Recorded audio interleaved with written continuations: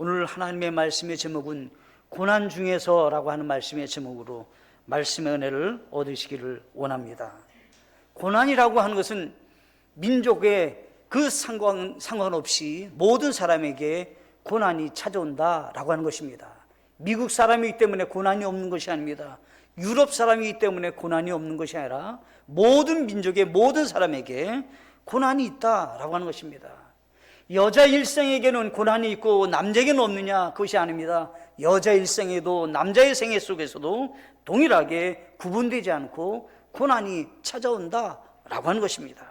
뿐만 아닙니다. 부자는 고난이 없는가라고 할 때 성경에서는 부자에게도 아니 가난한 사람에게도 동일하게 고난이라는 것이 찾아온다고 말씀하고 있다는 사실입니다.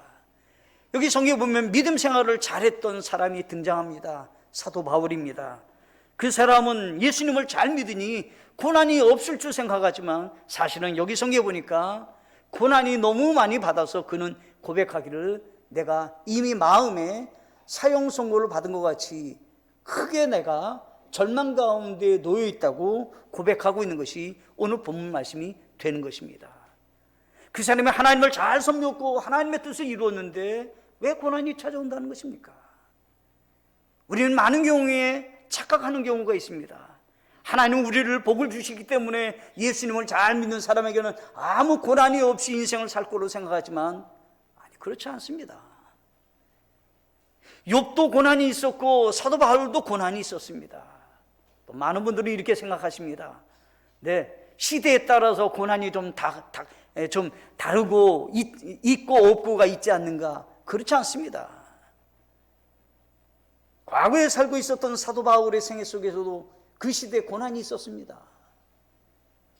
이 사도 바울보다 더 오래 전에 있었던 욥이라는 사람도 고난이 있었습니다. 그는 구약 시대에 살고 있었지만 그 당시에도 동일한 고난이 그에게 주어지고 있었다라고 하는 것입니다. 시대에 상관없습니다. 여기 사도 바울이 오늘 고백하고 있는 것은 고난 중에서 그러면 하나님이 기뻐하는 것이 무엇이냐라고 하는 것입니다. 고난 중에서 어떻게 하나님을 기쁘게 할 수 있느냐라고 하는 것입니다.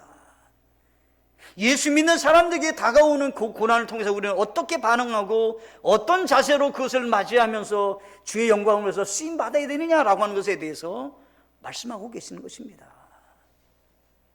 우리는 고난이 없는 세상을 추구하고 있지만 성경에서는 이 육신의 몸을 갖고 있거나 어느 시대에 사는 사람에게나 동일하게 고난이 있음에 대해서 성경은 말씀하셨기에 고난이 없기를 바라기보다 고난을 어떻게 맞이하고 고난을 통해서 하나님은 어떻게 우리가 유익하게 그것이 되기를 원하시는가라고 하는 것을 가르쳐주고 있다라고 하는 것입니다. 사도 바울은 로마 시민권을 갖고 있는 사람이었습니다. 그래서 사실은 그 로마 제국하에 있었던 이 사도 바울의 삶은 윤택하게 살 수 있는 좋은 자격을 갖고 있었던 사람입니다. 그는 재판을 받아도 황제에게만 받겠다고 말할 수 있는 권한이 주어졌던 사람입니다. 함부로 그에게 이게 대할 수 없는 그런 사람입니다. 그 로마 제국의 그 넓은 지역에 어느 가서 가든지 자유롭게 여행도 하고 자유롭게 어떤 일을 진행해도 조금도 그에게 부자유스러운 일은 생기지 않습니다. 왜냐하면 로마 시민권을 갖고 있었기 때문입니다. 그 당시에 로마 시민권을 갖고 있는 사람들은 극히 많지 않았다고 합니다. 3분의 1은 대다수가 노예였다고 합니다. 그러니까 로마 시민권을 갖고 있었다고 하는 것은 굉장한 유익한 삶을 살 수 있는 사람이었습니다. 성경에서는 이 사도 바울이라는 사람이 청년 시절부터 등장되고 있습니다. 그 로마의 이 제국하에 있을 때 이 사도 바울은 대제사장이라고 하는 사람 앞에 당당히 가서 서류를 받아가지고 예수 믿는 사람들을 다시 감옥에 이제 넣겠다고 하는 그런 일을 진행하는 것으로 성경에 등장되고 있습니다. 여러분들, 그 당시 이스라엘에는 대제사장이라고 하는 분이 최고의 지도자입니다. 그 청년이 대제사장의 앞에 가서 서류를 달라고 말할 정도라면 어느 정도로 그 사람의 위치가 있다는 것을 금방 알 수가 있는 것입니다. 그는 로마 신분을 갖는 정도가 아니라 자기 민족의 이 대제사장 최고의 지도자 앞에 가서 어떤 일을 진행할 수 있을 만큼 상당한 지위에 있었던 사람이었습니다. 육신적으로 생각한다면 그가 어려야 될 이유가 전혀 없을 것입니다. 경제적인 어려움 찾아오지 않을 수 있습니다. 그가 어떤 일을 하는 데 있어서 제약받는 일은 거의 없을 수 있습니다. 그런데 그는 예수님을 믿고 난 다음에 고난이 시작됐습니다.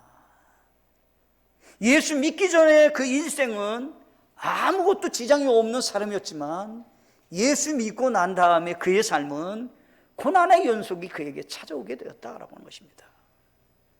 그걸 통해서 그는 고백하고 있는 것입니다.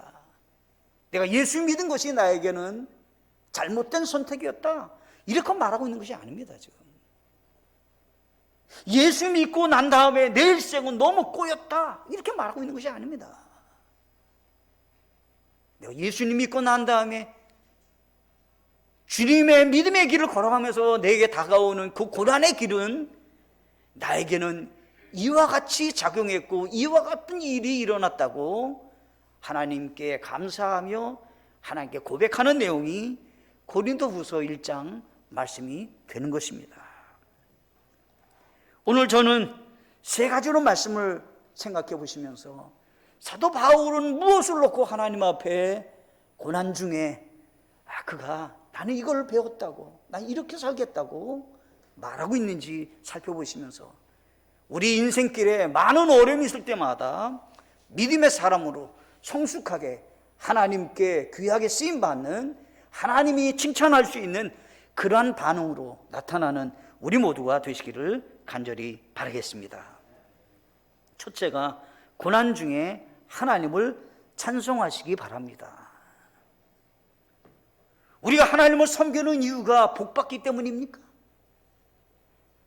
하나님을 찬양하고 하나님께 영광 돌리는 것이 내게 잘 되어지는 형통한 길이 열려지기 때문에 주님을 섬기는 일인가요? 아니요, 그렇지 않습니다. 사도 바울은 빌립보에서 복음을 증거하다가 매를 실컷 맞고 캄캄한 감옥소에 그는 투옥되었습니다.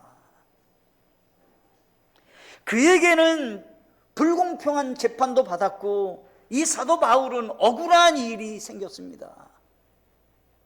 누구를 도와주다가 생긴 일인데 자기에게는 이것이 너무나도 합당치 않다고 생각하는 겁니다. 그런데 고난이 그에게 주어졌음에도 불구하고 이제 정신이 맑게 들고 이제 매 맞은 것도 이제 조금 정신을 차리고 이제 조금은 자기가 어떻게 해야 될지를 생각한 다음에 여기 사도행전 16장 25절에 한밤중에 바울과 실라가 기도하고 노래로 하나님을 찬송하며 죄수들이 그들의 말을 듣는데 라고 하는 것입니다. 고린도후서 1장 3절에서는 우리 본문 말씀은 하나님을 찬송하리로다. 근데 그가 형편은 어떤 형편이냐면 고난이 너무 심각한 겁니다. 지금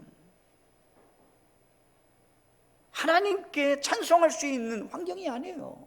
근데 어때요? 현재형입니다. 현재형. 고난이 있음에도 불구하고, 고난이 자기와 함께 있음에도 불구하고 그는 하나님을 찬송한다, 이렇게 말씀하고 있는 것입니다.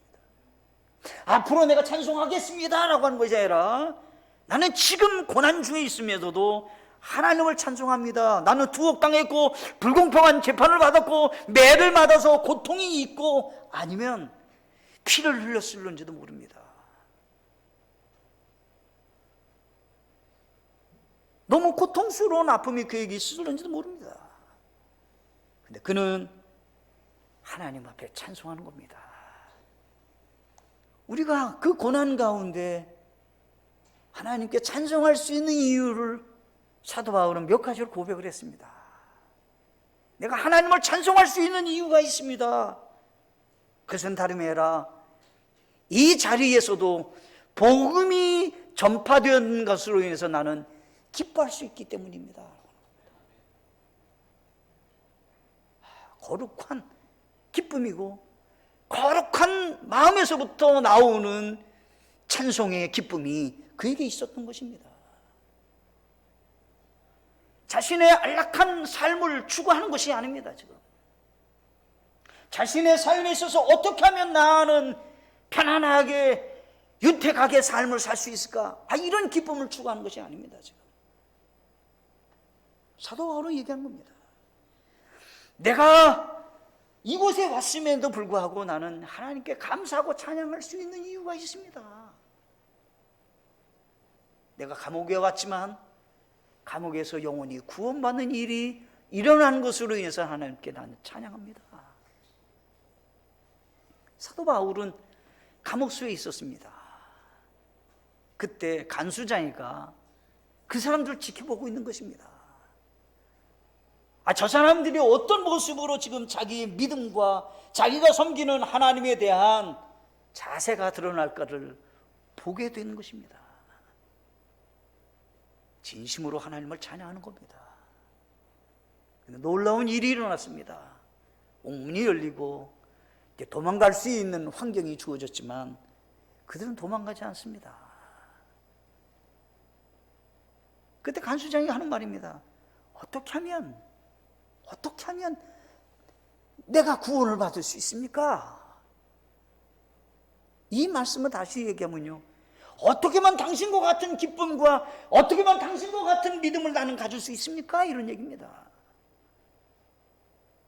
내가 생각할 때 자신이 믿는 하나님 앞에 믿음 생활하다가 고난이 오면 하나님을 저버릴 것 같은데 어떻게 하나님을 찬양할 수 있습니까? 어떻게 하나님께 감사할 수 있는 제목이 될 수 있는 겁니까? 그와 같은 믿음, 그와 같은 마음을 나도 갖길 원합니다 라고 하는 겁니다. 그때 사도 바울은 다른 얘기하는 것입니다. 주 예수를 믿어라. 그러면 너와 네 집이 구원을 얻으리라. 사도 바울은 복음을 증거하면서 고난을 참 많이 받았습니다. 고린도후서 11장 23절로 27절에서는 그가 고난받은 것들이 얼마나 많고 고통스러운지를 자세하게 그가 표현을 했습니다. 11장 23절에 보면 그들이 그리스도의 사역자냐? 내가 어리석은 자처럼 말하오니와 나는 더욱 그러하도다. 내가 수고를 더욱 넘치도록 하고 매도 지나치게 맞고 감옥에도 더 자주 거치고 여러 번 죽을 뻔했으니, 지금 다른 사람과 한번 잠깐 비교해 보는 겁니다. 자기가 자랑하려고 하는 것이 아니라 내가 주님 때문에 고난받는 것을 한번 내가 얘기해 보겠습니다. 내가 누구보다 수고를 안 했습니까? 내가 더 많이 땀 흘리면서 애썼습니다. 그는 한 가지가 있었잖아요.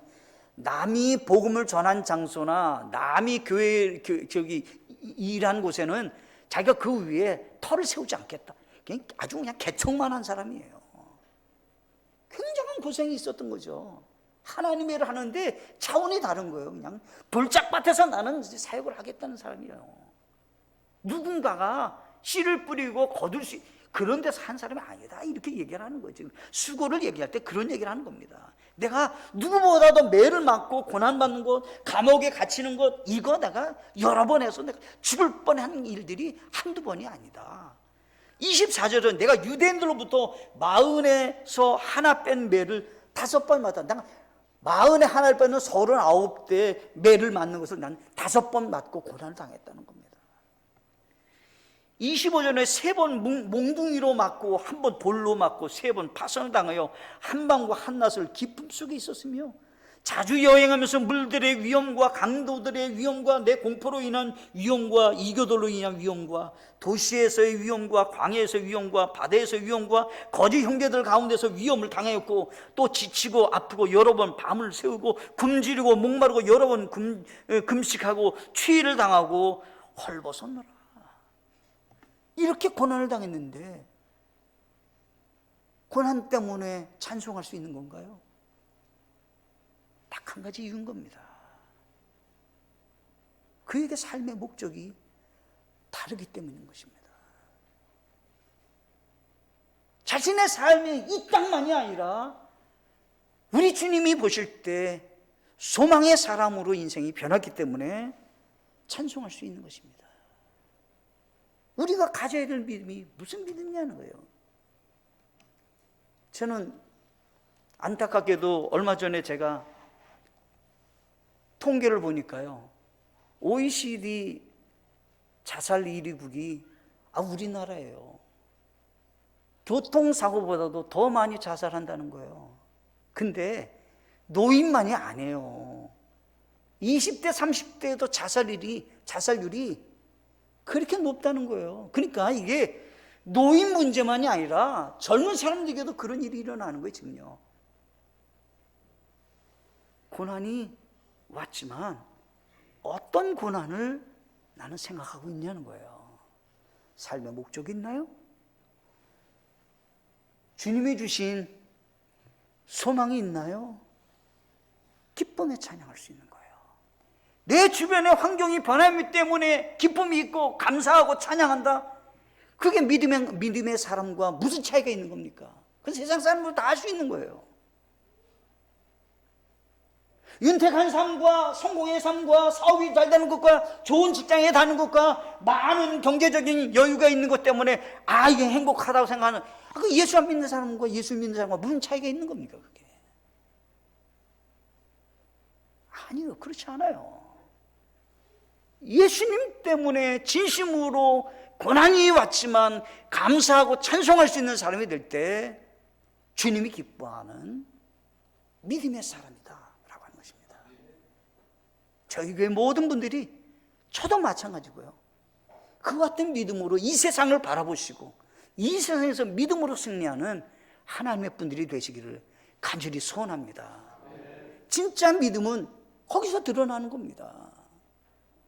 그때 하나님이 기뻐하는 사도 바울과 같은 믿음이 있다고 말씀하고 있는 것입니다. 두 번째가 있습니다. 고난은 우리에게 유익을 줍니다 라고 하는 것입니다. 사도 바울이 자기를 생각해 본 겁니다. 이 고난이라고 하는 것이 나에게 찾아왔는데 이 고난이라고 하는 것이 내게 해가 됐느냐라고 하는 겁니다.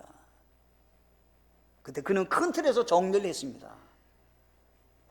우리 하나님이랑 우리 고난이라고 하는 것도 다 허용하시고 인도하셨다고 그는 믿는 겁니다. 왜 나는 고향이 저 촌에서 태어났는가? 내가 선택할 수 없잖아요. 내 고향을 내가 선택할 수 있나요? 내 출생지를 내가 선택할 수 없어요. 어떤 분이 그렇게 썼더라고요. 내가 태어날 때 나를 지켜본 사람은 웃고 좋아했는데 나만은 울었다. 인생이 그런 겁니다. 인생이 그런 거예요. 그런데 이 사도 바울이라는 사람이 하나님이라는 분을 생각해 본 겁니다, 지금.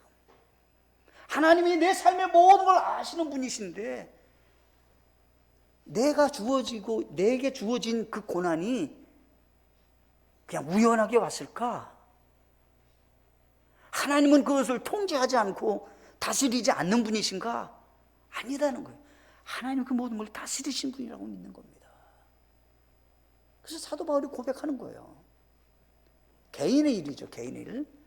자기에는 가시가 있었어요. 고통스러운 가시예요. 그래서 하나님께 간절히 기도하는 겁니다. 하나님, 진심으로 내가 하나님께 간구합니다. 내가 다른 사람이 죽었을 때도 내가 살리는 하나님의 은혜를 경험했고, 병든 자를 고치는 일이 있었고, 하나님은 놀라운 기적을 행했던 그런 은혜도 내가 경험했는데, 하나님, 내게 주어진 이 육체 가시 질병이죠. 이것 때문에 너무 고통스러우니까 하나님께 기도하는 겁니다. 하나님, 이거 좀 제게 고쳐주셔서 깨끗하게 낫게 해주십시오. 주님의 일을 하는데 장애가 됩니다. 근데 하나님께서 그에게 하신 말씀입니다. 사도 바울아, 넌 그게 너에게 유익하지 않다고 생각하냐? 너에게 그게 방해거리가 된다고 생각하냐?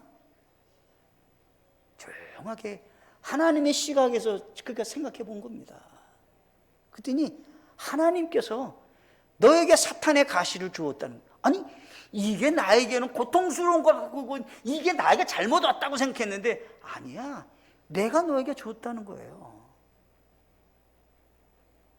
나에게 찾아온 이 고난이 누가 주었느냐라고 할 때 하나님이 주었다고 생각한 거예요. 욥도 성경에 보면 전부를 잃어버리는 아픔이 그게 있었습니다. 이제까지 수고하고 쌓아놨던 것 다 사라지는 겁니다, 지금. 그런데 한 가지 배우지 않습니까? 그가 욥이라는 사람이 이 모든 것은 주인이 내가 아니라 우리 하나님이시라는 것을 그는 알게 된 것입니다. 이 주인이 이거 이리 갔다가 저리 갔다가 이렇게 했다가 저렇게 했다, 그분의 권한이신데 내가 뭘 말할 게 있냐. 이게 주신 분도 하나님이시오, 거둬가신 분도 하나님이시오니, 거기서 시작이 어때요? 그 환경과 재산이 많고 적음에 전혀 영향이 없는 거예요. 그러니까 그가 뭐라고 하냐면 하나님을 비난하지 아니하고 하나님을 찬송했다, 이렇게 돼 있어요. 그렇게 할 수 있는 것은 뭡니까? 하나님이라는 분 속에 자기를 바라보는 겁니다. 자기는 피조물이라고 생각하는 거예요. 그분은 주인이시고 만왕의 왕이시고 나는 그분을 섬기는 대상이라고 하는 것을 알게 된 것입니다, 그가. 그러니까 그가 바뀐 겁니다, 지금. 사도 바울은 생각해 본 겁니다. 하나님, 너무나도 내게 고통스럽습니다, 이거. 하나님이 됩니다. 내게 주시는 은혜다. 네가 자고할까 봐, 네가 자랑이 생겨서 그것 때문에 교만해서 넘어질까 봐, 네가 우쭐댈까 봐 내가 너에게 사탄의 가시, 질병을 너에게 주었다라고 하는 겁니다. 그 다음에 그가 고백하는 말이 있습니다, 사도 바울이. 내가 약할 곧 그때 강함이니라. 그것 때문에 내가 약하여진다고 하는 유익을 알게 된 것입니다. 겸손하게 하나님의 능력을 간구하는 기도의 사람이 되는 것을 알게 된 것입니다. 우리는 모든 화려하고 우리는 모든 좋은 것들을 다 소유하기를 원하는 욕심이 가득할 때가 참 많이 있습니다. 그리고 많이 있어야 복을 받았다고 생각하는 경우가 종종 있습니다. 그렇지 않습니다. 그렇지 않습니다. 하나님은 우리에게 항상 선한 분이십니다. 하나님은 항상 우리에게 가장 좋은 것 주시는 분이십니다. 아멘이신가요? 우리는 일원화된, 말하자면 큰 틀에서 믿음을 가지셔야 돼요. 하나님은 나를 가장 좋은 것 주시고 가장 선하신 분이라고 하는 걸 우리가 믿으면 내게 주어진 것들에 대해서 겸손하게 은혜였음을 알게 된다는 것입니다. 근데 어떻게 해요? 다른 사람과 비교하거나 내가 욕심이 가득해가지고 많이 쌓아놔야만이 내게 복을 받았다고 생각하는 경우가 종종 있지 않느냐는 거예요. 사도 바울은 고백하고 있는 것입니다. 하나님, 그렇지 않습니다 라고 하는 거예요. 또 한 가지, 내가 고난을 통해서 내가 하나님을 깊이 만났다는 겁니다. 개인적으로 내 곁에 계신 하나님, 나와 함께 하시는 하나님을 만났는데 그 하나님이 누구시냐라고 할 때 긍휼의 아버지시요 모든 위로의 하나님을 만났다는 거예요.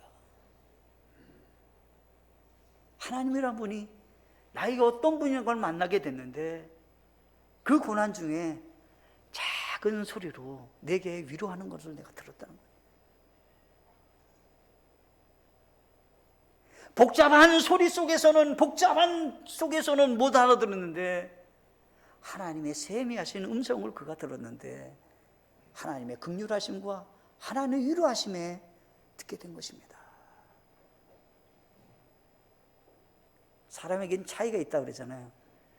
남자는 존경받기 원하고 여자는 위로받기 좋아한대잖아요. 이게 차이가 있는 거예요. 그죠? 근데 진심으로 위로를 주시고 진심으로 마음을 알고 우리를 만져주시는 분이 누구시냐라고 할 때 사도 바울은 그 하나님을 만났다는 거예요. 내가 고난 중에 그래서 그가 고백하는 거야. 1장 5절에 고난이 넘친 것 같이 어떻게 해요? 주님의 평안과 위로도 어떻게 해요? 넘쳤다. 고난을 통해서 하나님을 만난 것입니다.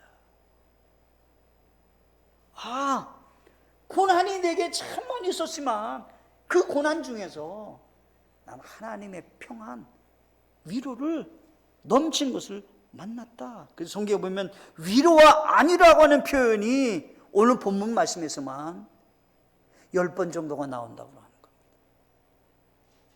이 하나님이란 분이 우리에게 어떤 분이시냐라고 할 때 사도 바울은 고난 중에 만난 위로의 하나님을 만났다라고 하는 거예요. 여기 이 긍휼이라는 말은 내장이 뒤틀린다 이런 얘기입니다. 우리의 아픔을 우리 하나님이 내장이 뒤틀리듯이 우리를 불쌍히 여기는 마음으로 막 다가오신다 이런 얘기예요. 이 긍휼이라는 뜻이 그 의미가 그런 뜻이라는 겁니다. 얼마나 우리에게 고통당하는 것을 돕고자 하는 마음이 있으신지 속에 내장이 막 뒤틀리듯이 와가지고 우리를 돕고자 하는 마음이 있으신 분이 누구시냐라고 할 때 긍휼의 하나님이시다라고 하는 거예요. 다윗은 고백을 하고 있는 것입니다. 참으로 내가 사망의 그늘진 골짜기로 다닐지라도 해악을 두려워하지 아니하리니 주께서 나와 함께 계시며 주의 막대기와 주의 지팡이가 나를 위로하시나이다. 시편 23편 4절 말씀입니다. 다윗은 고난이 없었나요? 사망의 그늘진 골짜기를 갔다는 겁니다. 얼마나 고통스러웠는지 죽음이 자기를 늘상 이렇게 위험과 사고가 항상 그에게 내재되어 있었다는 거예요. 어린 시절에 목동의 시절에도 마찬가지고 그가 왕이 됐을 때도 마찬가지였다는 겁니다. 전혀 상관없이 그에게는 고난이 있었다는 거예요. 근데 나에게 한 가지 마음에 유한이 있었습니다. 그것은 주님이 나와 함께 해주셨습니다. 주의 막대기와 지팡이가 있었다는 겁니다. 어떤 때는 돌보심의 지팡이가 있었고 어떤 때는 사랑하기에 징계하는 아픔도 있었다라고 하는 것입니다. 그와 같은 은혜를 어떻게 받을 수 있었던 것입니까? 고난 중에 깊은 하나님의 사랑을 만나게 되었다라고 하는 것입니다. 이사야서 43장 2절 말씀에 내가 물 가운데로 지날 때 내가 너와 함께하리라. 강들을 건널 때 강들이 내 위로 흐르지 못하게 하며 내가 불 속에 걸어갈 때 타지도 아니하고 불꽃이 너를 사르지도 못하리니. 실제적인 거죠. 다니엘의 세 친구들이 어때요? 풀무불 속에 들어갔어요. 근데 어떻게요? 분명히 세 사람이 들어갔는데 한 사람이 더 있는 겁니다. 그 한 사람이 누굽니까? 우리 하나님 아버지가 함께 가시는 겁니다. 다니엘의 세 친구를 하나님이 보호해 주셔서 어떻게 해요? 무사히 나올 수 있게 해주셨습니다. 그래서 하나님이란 분을 지금 표현하는 겁니다. 하나님은 풀무불 속에 들어간다 할지라도 우리와 함께 하시는 분이시다라고 하십니다. 고난의 유익함을 그는 생각해 본 것입니다. 세상에서 어떤 사람에게도 얻을 수 없는 평안, 그것은 주님이 주실 수 있는 것입니다. 주님께만 그것을 얻으셔야 되는 겁니다. 그래야만이 셈을 얻게 되시고 거기서 일어날 수 있게 된다는 것입니다. 세상 어떤 것으로는 채워줄 수 없습니다. 내가 너에게 평안을 주노니 세상이 주는 평안과는 다르다고 주님이 분명히 말씀하셨습니다. 주님이 주신 평안이야말로 참된 평안이 되신다라고 하는 것입니다. 여러분들, 주님의 약속이 있습니다.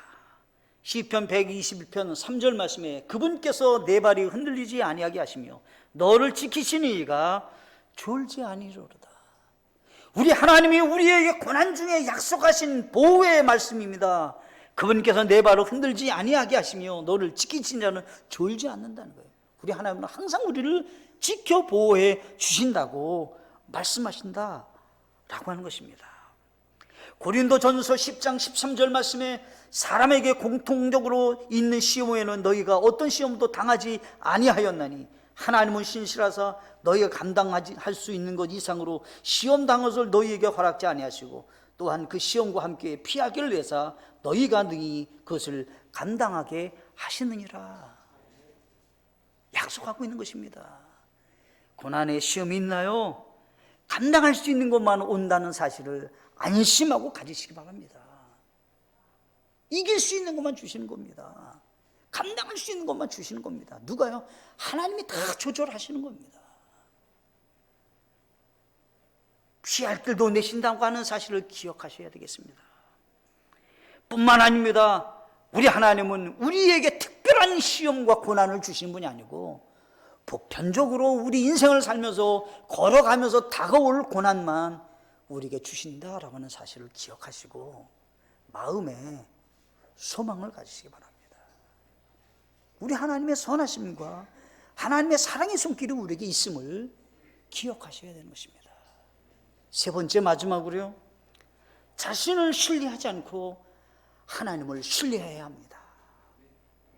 고난 중에서 배워야 될 훈련의 과정이 있습니다. 나의 연약함을 좀 아는 겁니다. 우리 사람은요, 가끔은 자기가 모든 걸 할 수 있겠다라고 하는 신격화시키는 우상과 같이 생각할 때가 종종 있다는 겁니다. 자기가 모든 걸 다 할 수 있는 것 같이 생각하는 거예요. 종종 그렇게 생각하는데요, 사람들이요. 근데 어때요? 고난이 닥쳐오면 자기 자아를 꺾게 되어 있습니다. 사도 바울은 아마 굉장히 자존심이 강했던 사람이었던 것 같아요. 하나님이 그를 꺾으셨는데 마음의 사형 선고를 받을 만큼 고난이 찾아왔어요. 이제 죽는 게 낫겠다 이렇게 생각했던 겁니다. 내가 이제 더 이상 무슨 살면 무슨 좋은 일을 보겠다고 내가 살겠나, 그냥 죽는 게 나을 것 같은데, 이렇게 됐을 때 꺾였다는 겁니다. 자기 자아가, 자기 의지, 자기가 할 수 있다고 하는 확신 다 꺾인 겁니다.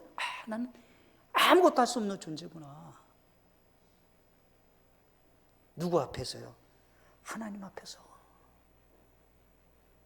그래서 그가 얘기하는 겁니다. 자신을 신뢰하지 않고 하나님을 신뢰하게 만드는 그 고난이 나로 하여금 어때요? 새로운 삶, 새로운 믿음의 길, 하나님을 향한 믿음의 길로 나아갈 수 있는 성숙한 하나님의 사람으로 변화되기 시작했다라고 하는 거예요. 진정 도움자는 누구시며 누구에게 내가 의지하고 살아야 되는지를 배우게 되었다는 겁니다. 고난이 그에게 가해지는 그 압력이 너무나도 고통스러워서 그는 절망 가운데 그냥 있게 됐다라고 하는 거예요. 더 이상의 소망이라고 하는 것은 있을 수 없다 생각했다는 겁니다. 그때 주님이 예비하신 부활이라고 하는 것을 그는 생각하게 됐습니다. 죽음의 문턱에서 나는 예수님의 부활이 나의 부활인가 생각했던 것입니다. 나는 이 세상이 나의 영원한 집이 아니라 저 천국이 나의 집이다라고 하는 확신이 있는가라고 하는 겁니다.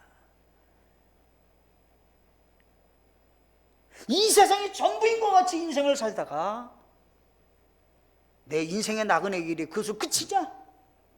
아니다. 저 천국이 나의 본향집이고 주님이 예비하신 죽음 넘어 부활의 소망이 나에게 있다라고 하는 것입니다. 사도 바울이 고백하고 있는 것입니다. 나에게는 그와 같은 그런 신뢰가 내게 있습니다라고 하는 거예요. 내게 주어진 고통스러운 그런 삶이 이제 그 뒤에 넘어서 주님이 예비하신 것들이 내게 풍성이 있다라고 하는 것을 그는 알고 기쁘고 감사한 마음으로 고난을 보게 되었다라고 하는 것입니다. 빌립보서 3장 10절로 11절에서는 사도 바울의 믿음의 길에 있어서 중요하게 생각했던 원칙이 있습니다. 이것은 내가 그분의 죽으심과 일치하게 되어 그분과 그분의 부활의 권능과 그분의 고난에 참여하는 것을 알고자 하며 어찌하든지 내가 죽는 자들의 부활에 도달하려 함이라. 믿음의 길을 그냥 달려왔거든요. 근데 그는 한 가지 생각해. 부활의 권능이 내게 있다는 거예요. 제일 무서운 사람이 뭐예요? 세상에서 그렇다고 그러잖아요. 나는 죽음을 두려워하지 않아. 그게 제일 무섭다 그러잖아요. 근데 진짜 무서운 사람은 어쩌면 죽어도 난 살아. 이 사람이 더 무서운 사람 아니잖아요. 예? 난 죽어도 살아. 그러면 진짜 더 무서운 사람이잖아요. 사도 바울이 지금 주님의 부활을 그렇게 생각했다는 거예요. 내 부활의 권능이 내게 있다는 거예요. 내가 죽음이 끝이 아니라는 거예요. 내가 예수님을 믿는 이유가 무엇입니까? 그냥 이 세상에서 안일하고 그냥 편안한 안심을 갖는 종교로 생각하십니까? 예수님이 그런 분이라고 하면 그런 예수님을 믿어야 될 이유도 없지 않습니까? 어떤 종교나 다 똑같지 않습니까? 그러면 아니에요. 그런 예수님이 아닙니다. 예수님은 우리를 사랑하셔서 우리가 죄 때문에 죽게 되었을 때 대신 속죄를 이루셔서 예수님을 통해서 누구든지 구원받아 하나님의 자녀가 되고 영원한 생명을 주시기 위해서 예수님은 이 땅에 오신 구원주가 되시는 것입니다. 그 예수님을 진심으로 만나야 하나님의 사랑을 아는 것이고 믿음 생활을 할 수 있게 되는 것입니다. 주님을 영원롭게 하는 믿음의 사람이 된다는 것입니다. 예수님 오실 때가 가까운 이때에 주님은 이미 우리에게 이런 때가 되면 조심하라고 말씀하시면서 노아의 때와 같이 예수님의 오신 때도 그와 같다 말씀하셨습니다. 누가복음 17장 27절 말씀에 노아가 방주로 들어간 날까지 그들이 먹고 마시고 장가가고 시집가더니 홍수가 나서 그들을 다 멸하였느니라 이렇게 말씀하셨습니다. 여러분들 기억하셔야 됩니다. 세상에 파묻혀서 사시다가 예수님의 오심도 모르고 노아 방주 때 전혀 경고를 알지 못하고 그냥 세상 즐거움에 빠졌다가 멸망당하는 사람같이 그래서는 안 된다는 겁니다.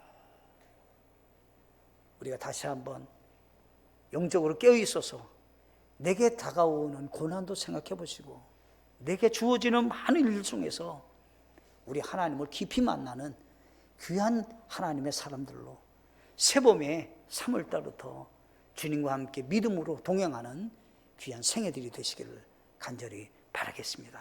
함께 기도하시겠습니다.